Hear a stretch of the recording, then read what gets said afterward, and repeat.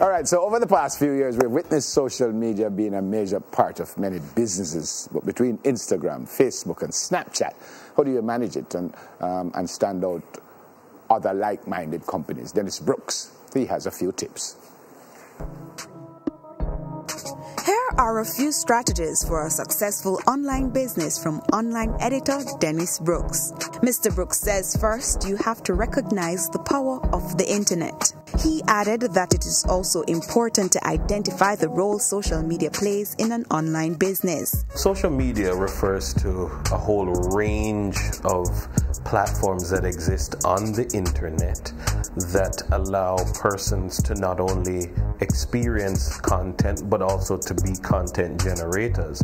And so in so doing, they are able, through these platforms like Facebook, Instagram, Twitter, and the whole works, they're able to have a following, to engage that following, and more often than not, it creates a new space that can be economically profitable. Social media has transformed the way we live.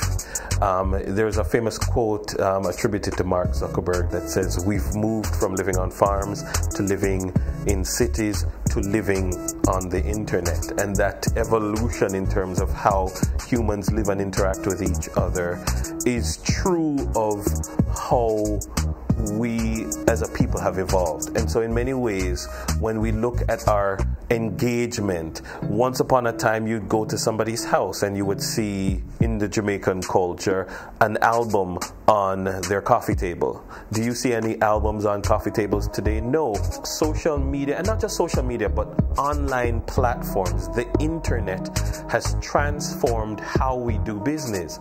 And that's for various reasons. What we have seen is that in many instances, online platforms, including social media, have removed the need for brick and mortar businesses, such that a business can exist in a virtual space. That you can say, I'm going to go into business, I'm going to sell clothes and shoes, and you do not have a physical store. Your store exists exclusively on Instagram. That now reduces the need for rental. That reduces the need for light. That reduces the need to pay somebody to clean the store. So, as an online entrepreneur, you have to first select a platform. You have to first decide what you're going to do and then decide to do it well. You cannot do everything. So you have to identify, is this going to be the platform that I'm going to use? So am I going to use Instagram? Am I going to use Facebook? Am I going to use Twitter? Am I going to use Snapchat, etc.? Make your numbers count. As an entrepreneur, you have to ask yourself, okay, we're going to do this particular platform. Once we do it, we have to make our numbers count, because it does not make sense for you to have a following and not engage your following. So resonating with your followers is always going to be of paramount importance. It's better to have 1,000 followers who, when you post something, it resonates, more than to have 10,000 followers who are just there to look and it doesn't resonate. And you ask yourself, but we have 10,000 followers, but we put up this thing and it only got 20 likes. Whereas somebody else has 1,000 followers and they put up something and it gets 1,000 likes. Clearly one person is resonating and another person isn't. And you have to ask yourself, am I engaging my followers in a meaningful way? Study your analytics. Now, you might be a social media manager for a small company, or because you're a small company, you're the CEO and the social media manager. And you might think, I get up Monday morning, 9 o'clock, and I'm going to post stuff. And that might be an absolutely rubbish approach. Because if you studied your analytics, you would find that most of your followers engage you on Monday afternoon at 3, or you have a significant bump in people coming to your page in the evening after 8, which is probably after they come from work. Maybe your followers and my followers are not the same in their behavior, and so it behooves you to post things at a different time than me. Assess your audience. You're a young business, you're pushing this social media thing, you're putting money into this social media thing.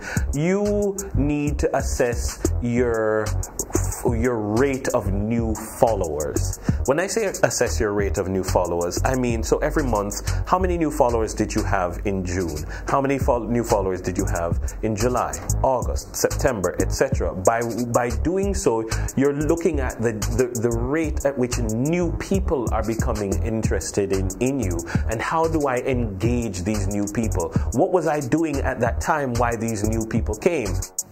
Monitoring growth. The audience growth rate, which is different from the new follower rate. In a new business, the growth rate might be very high. In an older business, the rate of growth might be lower, but you still have more people. But if you have 100,000 followers, then the rate of growth is going to be lower than a new business. Following versus follower rate. Your following versus follower rate.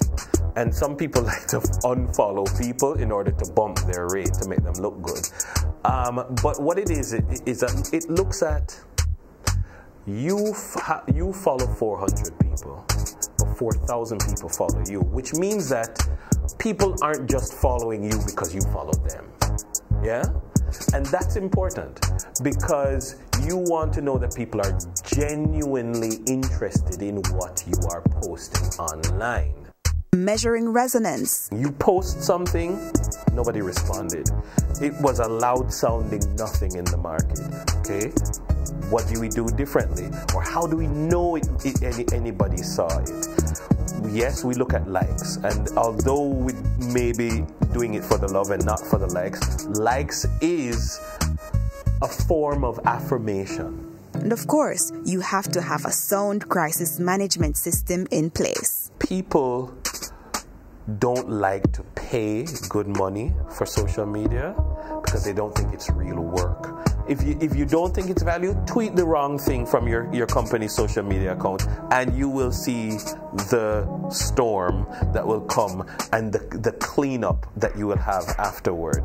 You need to know what you're going to do in the event of a social media crisis to say these are the protocols that we're going to trigger. We're going to apologize. We're going to mitigate. We're going to do this. We're going to do that so that we can cauterize the situation. We're not going to pretend that we got hacked, for instance, which is a default response for some companies. So in that regard, you have to know that on social media, the good is going to come with the bad. The bad will come, but make it